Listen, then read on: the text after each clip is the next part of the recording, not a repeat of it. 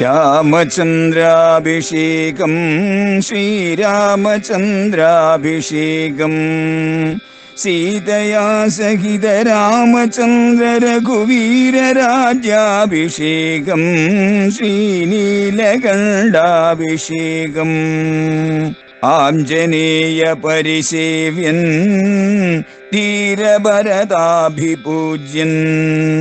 വീരലക്ഷ്മണ കുമാര ശത്രുഘ്ന സോദരാർച്ചിത പദാബ്ജൻ ശ്രീനീലകണ്ഠ ഹൃദയേശൻ രാമചന്ദ്രാഭിഷേകം ശ്രീരാമചന്ദ്രാഭിഷേകം. അങ്ങനെ ആ രാജ പരമ്പര, അങ്ങയുടെ പിതാമഹന്മാര് അവരെങ്ങനെയാണ് ഈ നാടിനെ സംരക്ഷിച്ചത് എന്ന് അങ്ങയ്ക്ക് നന്നായിട്ടറിയാം. അവരുടെ ചിന്താപദ്ധതിയും അവരുടെ പ്രവർത്തന പദ്ധതിയും ഒക്കെ അങ്ങയ്ക്ക് അറിയാം. അങ്ങയുടെ പിതാമഹനും പ്രപിതാമഹനും അദ്ദേഹത്തിന്റെ പ്രപിതാമഹനും എല്ലാവരും സൂര്യൻ മുതലുള്ളതായ ആ വംശം മുഴുവൻ, അല്ലയോ രാമ, അദ്യോപാതായ തം മാർഗം, അവരുടെ ആ മാർഗത്തെ തന്നെ അങ്ങേയറ്റം ആനന്ദപ്രദവും ധാർമ്മികവുമായിരിക്കുന്ന ശ്രേയസ്കരവുമായിരിക്കുന്ന ആ മാർഗത്തെ തന്നെ അല്ലയോ രാമ അങ്ങ് സ്വീകരിക്കണം.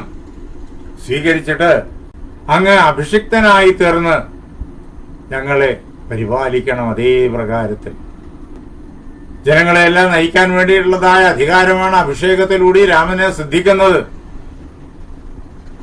അങ്ങനെ ഒരു ചുമതലയിലേക്ക് സമൂഹത്തിന്റെ മുന്നിൽ, രാജ്യത്തിന്റെ മുന്നിൽ സമുന്നതമായ ഒരു ചുമതലയിലേക്ക് രാമൻ എത്തിച്ചേരുന്നു. അതുവരെ രാജകുമാരൻ, എല്ലാവർക്കും പ്രിയങ്കരനായ രാജകുമാരൻ, ഇനിയോ യുവരാജാവ്, മഹാരാജാവിനെ ഭരണകാര്യങ്ങളിലെല്ലാം സഹായിക്കാനുള്ള, നാട്ടുകാരെ മുഴുവൻ രക്ഷിക്കാനുള്ള യുവരാജാവ്. അങ്ങയുടെ പിതാമഹന്മാരുടെയും പ്രപിതാമഹന്മാരുടെയും ആ പരമ്പരയുടെയും ആ മാർഗത്തെ അവലംബിച്ചുകൊണ്ട് അങ്ങ് അഭിഷിക്തനായി അങ്ങനെ രാജ്യം ഭരിക്കാനുള്ള അധികാരിയായി തീർന്ന് അനുപാലയ, ഞങ്ങളെ എല്ലാവരെയും അങ്ങ് രക്ഷിച്ചാലും എന്ന് അവർ പ്രാർത്ഥിക്കുകയാണ്. യഥാസ്മ പോഷിതാപിത്ര യഥാ സർവൈ പിതാമഹീഹി. അല്ലയോ രാമ, അങ്ങയുടെ പിതാവ് എങ്ങനെയാണോ ഞങ്ങളെ പോഷിപ്പിച്ചത്, ഞങ്ങൾക്ക് എല്ലാ ഐശ്വര്യവും തന്ന് ആനന്ദവും തന്ന് ഞങ്ങളെയെല്ലാം സംരക്ഷിച്ചത്, അതേപോലെ തന്നെ അങ്ങയുടെ പിതാമഹന്മാരും എങ്ങനെയാണോ ഞങ്ങളെല്ലാം പോഷിപ്പിച്ചത്, എങ്ങനെയാണോ ഞങ്ങളെല്ലാം അഭ്യുന്നതയിലേക്ക് നയിച്ചത്, അങ്ങയുടെ എല്ലാ പിതാമഹന്മാരും അങ്ങനെ തന്നെയാണ്. ആ മാർഗത്തിലൂടെയാണ് ദശരഥ മഹാരാജാവും ഞങ്ങളെ രക്ഷിച്ചത്. അതേ പ്രകാരത്തിൽ അല്ലയോ രാമ അങ്ങ് ഞങ്ങളെ രക്ഷിച്ചാലും തഥ സുഖതരം സർവേ രാമേ വത്സ്യാമരാജനി. അങ്ങനെ ആ പ്രകാരത്തില് അല്ലയോ ശ്രീരാമചന്ദ്ര മഹാരാജാവേ, അങ്ങ് രാജാവായിട്ട് ഈ സിംഹാസനത്തിൽ ഇരിക്കുമ്പോഴേക്കും ഞങ്ങൾക്ക് അങ്ങേയറ്റത്തെ സന്തോഷമുണ്ടാകും. ഇതിനേക്കാളും വലിയൊരു സന്തോഷം ഇനി വേറെ എന്ത് കിട്ടാനിരിക്കുന്നു? ഏറ്റവും വലിയ ആനന്ദം അല്ലയോ രാമ, അങ്ങ് ഈ നാടിന്റെ രക്ഷിതാവായിട്ട് ശോഭിക്കുമ്പോഴേക്കും ഞങ്ങൾക്ക് കൈവരും എന്നിങ്ങനെ അവരെല്ലാവരും ഒരുമിച്ച് ചേർന്ന് ഏകകണ്ഠമായിട്ട് രാമനോട് പ്രാർത്ഥിക്കുന്നു. ആ അവസരത്തില് ശ്രീരാമചന്ദ്രൻ അവരുടെ എല്ലാം ആ പ്രാർത്ഥനകളെല്ലാം മാനിച്ച് അതെല്ലാം അദ്ദേഹം തൊഴുകയോടുകൂടിയിട്ട് സ്വീകരിച്ചു. എന്ന് മാത്രമല്ല, രാമൻ കൊട്ടാരത്തിലേക്ക് കയറുന്ന അവസരത്തില് ആ ആളുകൾ പറഞ്ഞു, അല്ലയോ രാമ, അങ്ങയെ യുവരാജാവായിട്ട് അഭിഷേകം ചെയ്യുന്നത് കാണുക എന്നുള്ളത് ഈ ജീവിതത്തിലെ പരമമായ ഭാഗ്യമാണ്. അങ്ങ് യുവരാജാവായി സ്ഥാനമേറ്റിട്ട് രാജകീയമായിരിക്കുന്ന വിഭവങ്ങളോടുകൂടിയിട്ട് അങ്ങ് നാട് മുഴുവൻ ഘോഷയാത്ര നടത്തുന്ന അവസരത്തിൽ അങ്ങയെ കാണാൻ കഴിയുക എന്ന് പറയുന്നത് അതും വലിയ ഭാഗ്യമാണ്. ഇപ്പോഴിതാ അങ്ങ് മഹാരാജാവിന്റെ സമീപത്തേക്ക് പോകുന്ന ഈ ദൃശ്യം, അതും കണ്ണുകൊണ്ട് നേരിട്ട് കാണാൻ കഴിയുക എന്നുള്ളത് മഹാഭാഗ്യമാണ്. അങ്ങനെ ആർക്കൊക്കെയാണോ കാണാൻ കഴിയുന്നത് അവരാണ് ഈ ലോകത്തിൽ പരമഭാഗ്യവാന്മാർ. യശ്ച രാമം ന പശ്യേത്തു യം ച രാമോ ന പശ്യതി. ആരാണോ ഈ പ്രകാരത്തിൽ രാമനെ കാണാത്തത്, ആർക്കാണോ രാമനെ കാണാൻ കഴിയാത്തത് ഈ പ്രകാരത്തിൽ, അതേപോലെ തന്നെ രാമൻ ആരെയാണോ കാണാത്തത്,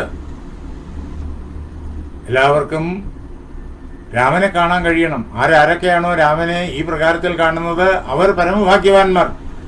ആരെയൊക്കെയാണോ രാമൻ കാണുന്നത് അവരും പരമഭാഗ്യവാന്മാർ. അങ്ങനെ കാണാൻ കഴിയാത്ത ആളുകൾ നിന്ദിത സർവലോകേഷു, ഈ ലോകത്തിൽ വച്ചിട്ട് എല്ലാ പ്രകാരത്തിലും നിന്ദിതരാണ്, ഭാഗ്യഹീനരാണ്, അവർ നിന്ദിതരാണ്. അവരുടെ ആത്മാവ് പോലും അവർ നിന്ദിക്കും. സ്വാത്മാവി ഏനം വിഗർഹതേ, അവരുടെ സ്വന്തം ആത്മാവ് പോലും അവരെ നിന്ദിക്കും.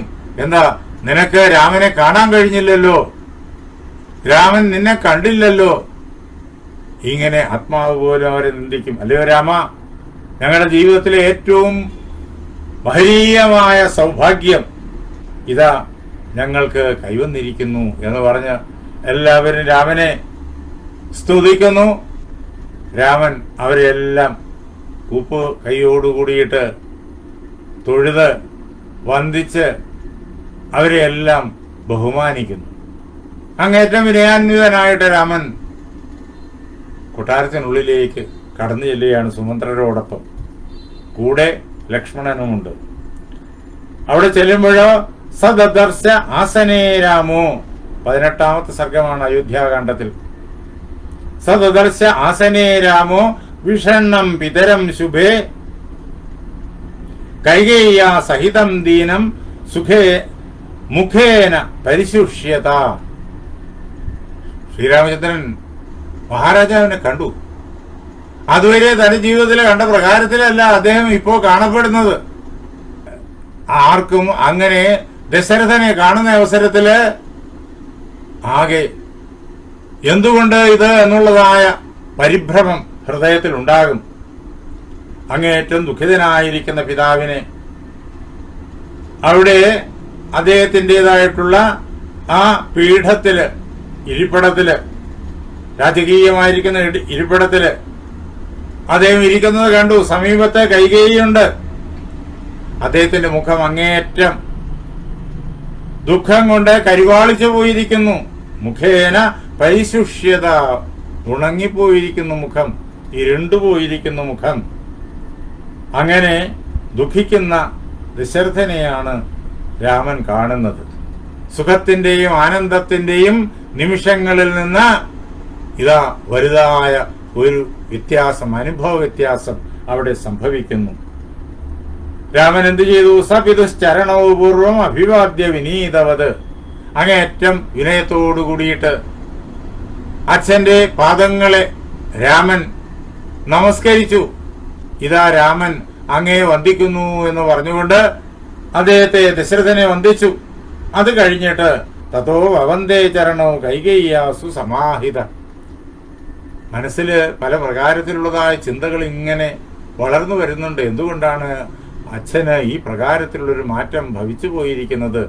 ഒരിക്കലും ഈ നിമിഷത്തിൽ അങ്ങനെ വരാൻ പാടില്ലല്ലോ. ഇതിനു മുമ്പ് ഒരിക്കലും അദ്ദേഹത്തെ, ഒരു സാഹചര്യത്തിലും അദ്ദേഹത്തെ അങ്ങനെ കണ്ടിട്ടില്ലല്ലോ. ഇങ്ങനെയുള്ള ചിന്തകളൊക്കെ മനസ്സിൽ ഇളകി വരുമ്പോഴും അതൊന്നും മനസ്സിനെ ബാധിക്കാത്ത രീതിയിൽ പരിപൂർണമായും നിയന്ത്രിച്ച് മനസ്സിനെ നിശ്ചലമാക്കിക്കൊണ്ട് കൈകേയിയുടെ പാദങ്ങളെയും ഭക്തിയോടുകൂടിയിട്ട് രാമൻ വന്ദിച്ചു. രാമൻ ഇതാ വന്ന് വന്ദിക്കുന്നു എന്ന് പറഞ്ഞുകൊണ്ടാണ് ആ വന്ദനം, ആ നമസ്കാരം സമർപ്പിക്കുന്നത്.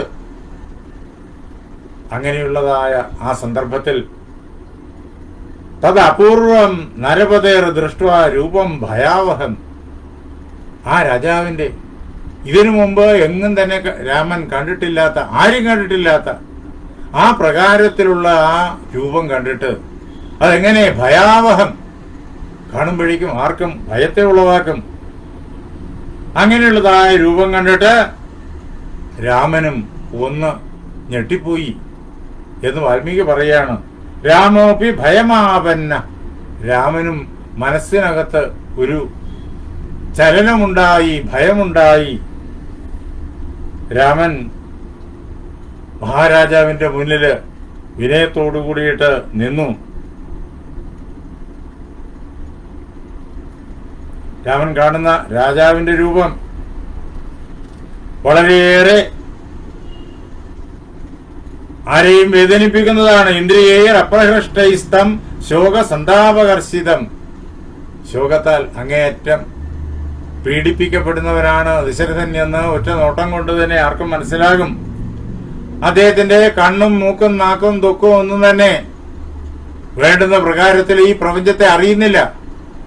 നമ്മുടെ ജ്ഞാനേന്ദ്രിയങ്ങൾ, കണ്ണ്, മൂക്ക്, നാക്ക്, തൊക്ക്, ചെവി, ഇവയാണ് ജ്ഞാനേന്ദ്രിയങ്ങൾ. മനസ്സ് സന്തോഷത്തോടുകൂടി ഇരിക്കുമ്പോഴേക്കും ഈ ഇന്ദ്രിയങ്ങളെല്ലാം അങ്ങേയറ്റം പ്രവർത്തന നിരതമായിരിക്കും.